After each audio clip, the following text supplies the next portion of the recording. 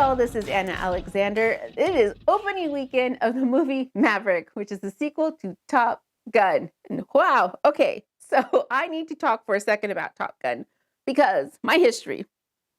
When I was a child, I saw this movie so many times, I had it memorized to the point that my friend and I at recess would sit on the swings and repeat all the scenes out loud.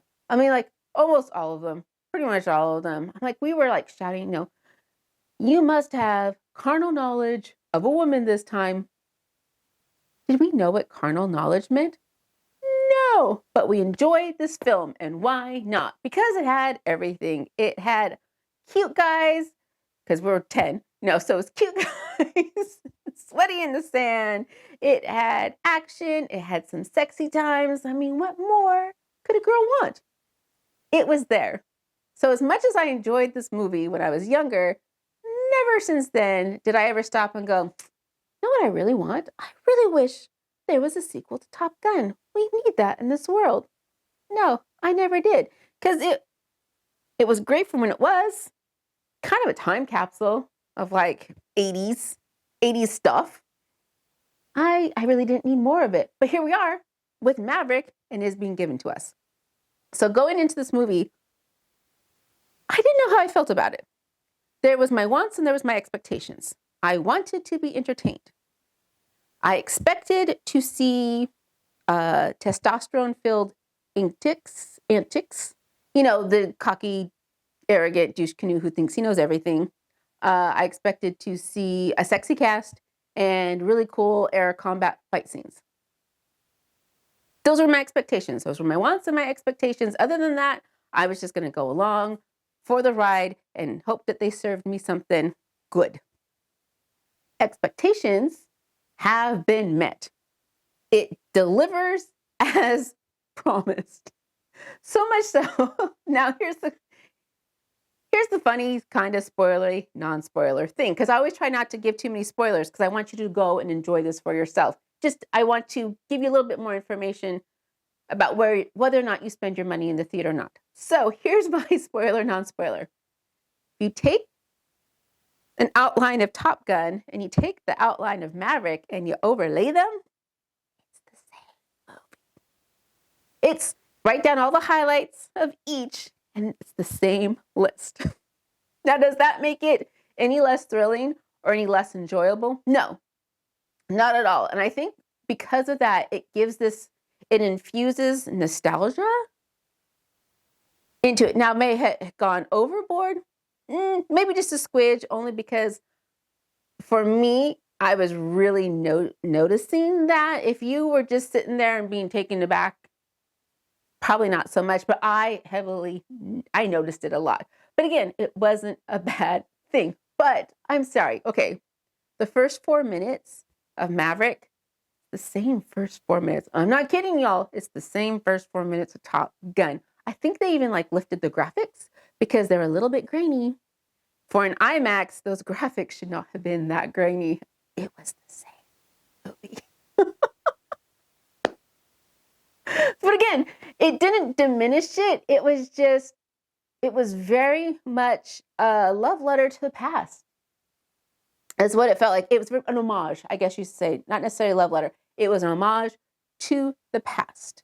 So, okay, now going into a few spoilers, just so you know what it was that I appreciated about it. Pete Mitchell. We have an older Pete Mitchell, still pushing the envelope, but he is a little bit more mellowed down.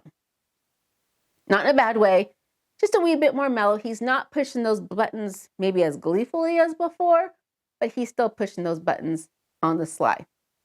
What I appreciated with this movie and what they did differently to kind of make it not exactly the same film. Whereas in the first Top Gun, it was the elite of the elite pilots going to learn to be better pilots. In Maverick, it's the elite of the elite pilots going to train for a specific mission.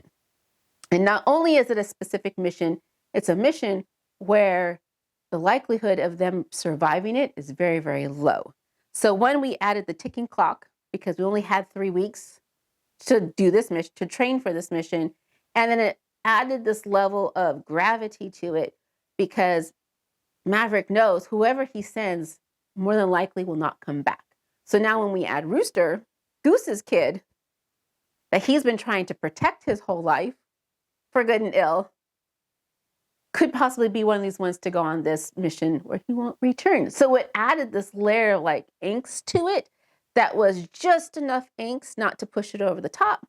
But also you saw how that influenced Pete's thinking through the whole movie. And I enjoyed that a lot. It added a richness to what could have been just an adrenaline-fueled stunt show. I hope that makes sense. But yeah, so it added a bit more depth to the story.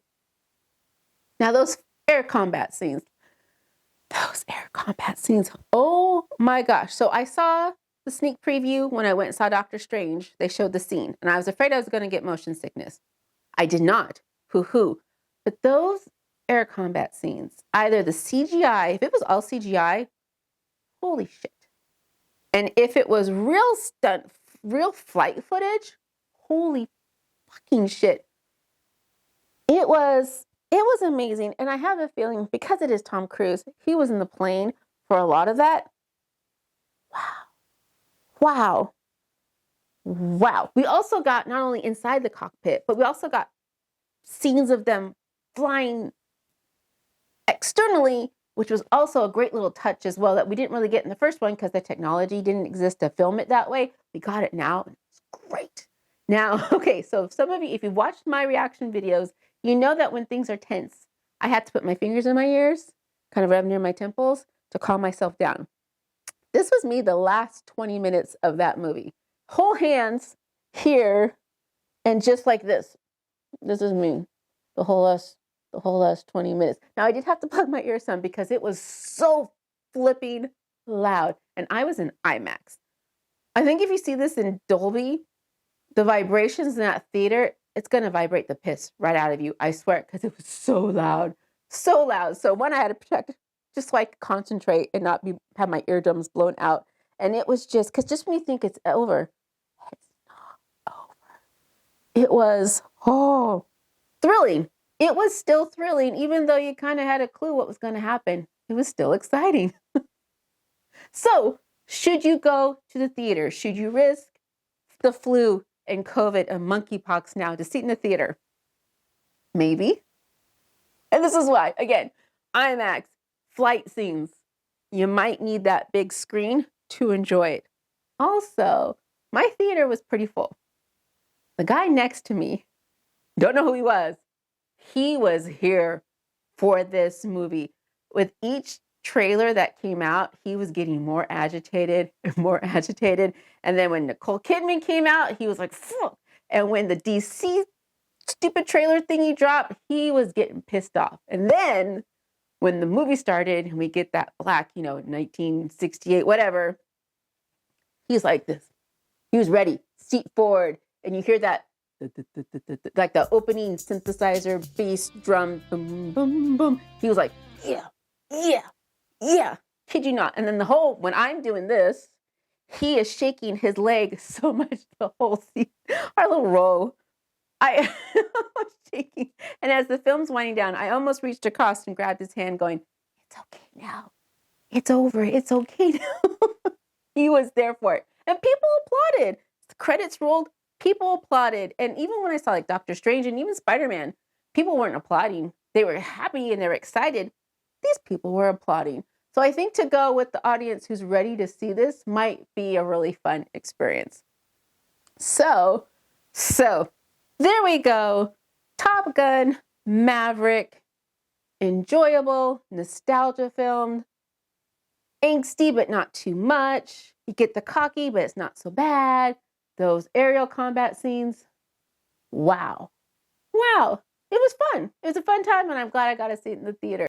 So there's my 2 cents. Hopefully that helps you decide whether or not you want to go watch it in the theater or watch it at home. If you did watch and enjoy the original, I think you'll really enjoy Maverick. And I would love to know if this is like one of your most favorite films. What was your favorite part? Because there's so many to choose from. For me, it's got to be those air combat scenes. Those were just amazing. Yeah, so I hope you all have a good weekend. that you've taken 5 seconds to just breathe. You've had your sip of water. You ate something today. Have an egg. Have an egg. There you go. I'll leave you with that. Please hit like and subscribe so I can see you again in the future for more movies. The summer season is just starting, y'all. What a summer it's gonna be. So yeah, thank you again.